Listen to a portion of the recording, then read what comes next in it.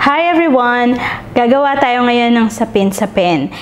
Isa to sa mga sikat na merienda sa Philippines. So, ito yung mga ingredients natin.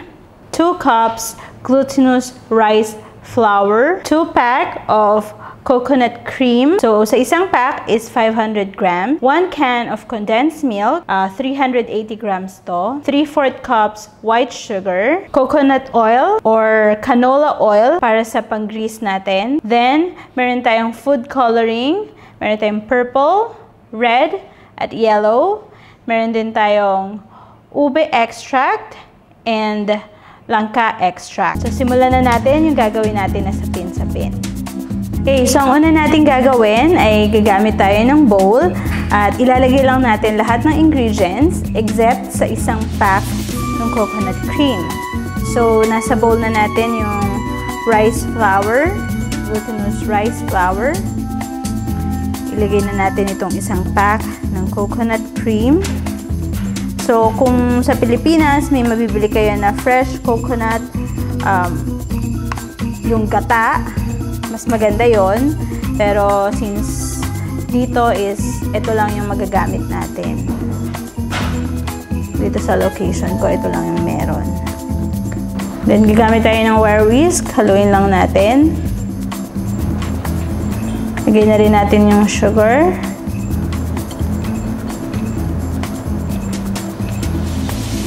Okay, then itong ating condensed milk. Haluin lang nating maigi hanggang sa mawala yung mga lumps. Okay, so ito na yung ating glutinous rice mixture. Nahalo na natin siyang maigi at wala na siyang mga lumps or buo-buo.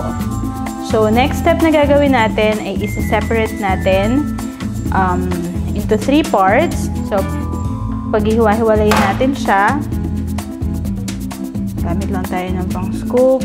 Ilagay natin sa isang bowl. So, siguro mga 1 cup each. Okay.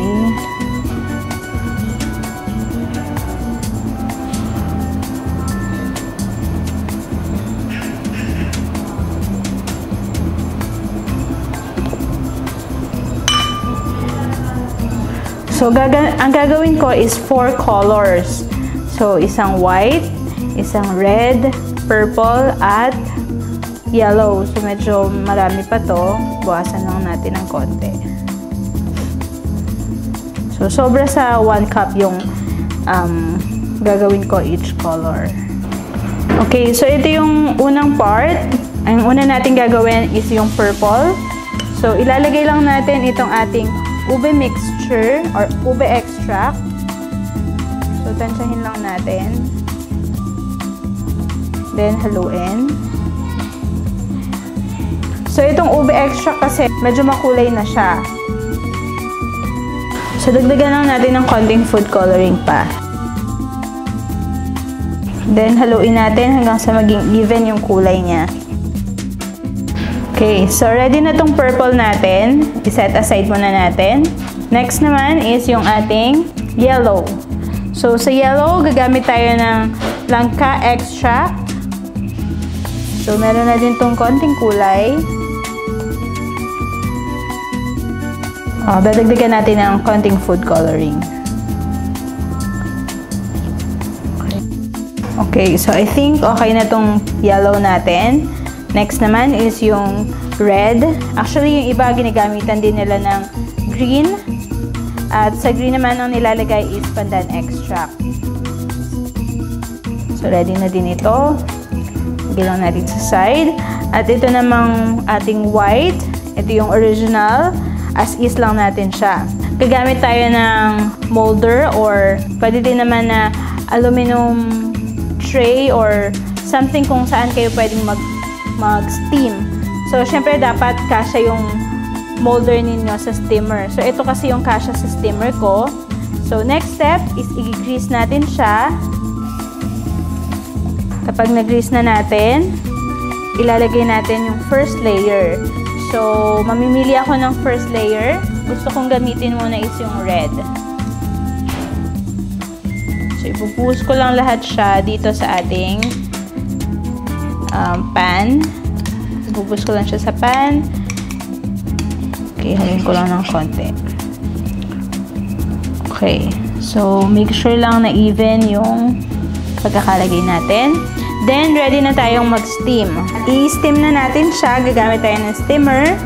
Mainit na yung tubig na nasa loob. Okay, so dahan-dahan ilalagay ko siya dyan. At i-steam natin to for about 10 minutes. So, mapapansin nyo, naglagay ako ng tea towel sa takip ng steamer para hindi tumulo yung moist or yung tubig dun sa ating sapin-sapin.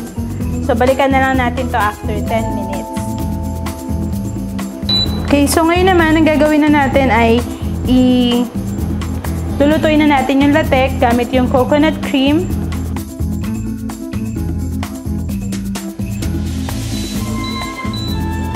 Ay, ilagay lang natin sa isang pan. Then, halu-haluin lang natin ito hanggang sa maging golden brown na or maging maglangis na yung ating latek. Okay, so ito na yung ating latek. Papatayin ko na yung apoy at isa-set aside ko lang to, papalamigin natin. Okay, so ngayon i-check na natin kung luto na yung ating first layer. So gagamit lang tayo ng toothpick. So malinis na lumabas yung toothpick natin. Ngayon ilagay na natin yung next layer.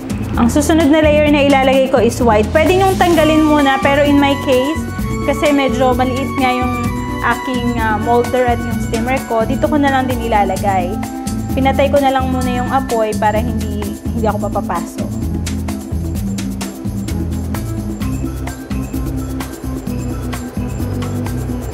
Okay, so takpan natin ulit. At steam natin ulit siya for another 5 minutes or hanggang sa maluto na yung second layer natin. Ngayon, i-check na natin yung white layer ng ating sapin-sapin. Gagamit tayo ng toothpick para ma-check natin. Tusukin lang natin ito. And ito na siya. Lumabas na ng clear yung ating toothpick. So, ibig sabihin, luto na yung sapin-sapin natin. Ngayon, pwede na nating ilagay yung ating yellow layer. So, ibuhos lang natin dahan-dahan.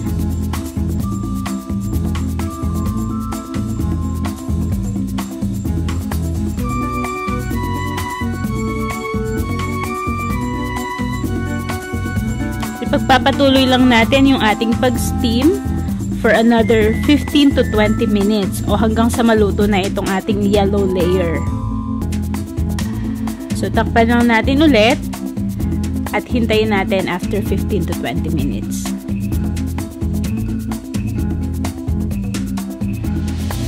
Check naman natin yung yellow layer ng ating sapin-sapin. So, gagamit ulit tayo ng toothpick. Tusukin natin sa gitna. Luto na din. So, pwede na nating ilagay yung next layer, which is ito yung last layer natin, yung purple layer. So, ibuhos lang natin ulit sa ating mold.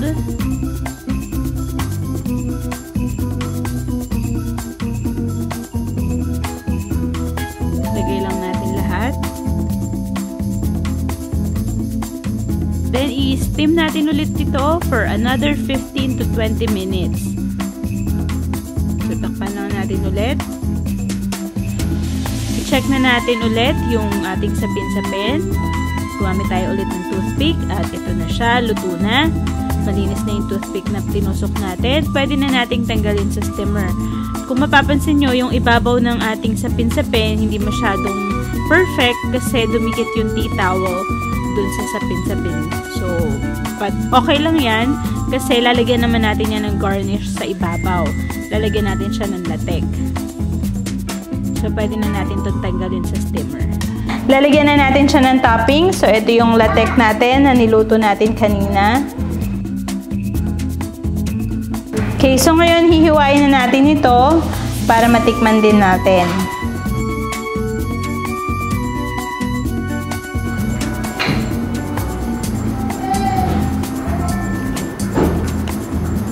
So, ito na yung ating sapin-sapin.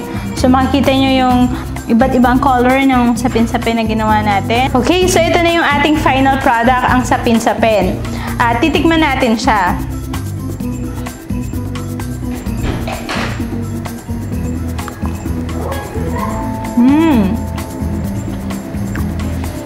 Sobrang sarap. Sobrang sarap. I can finish all of this.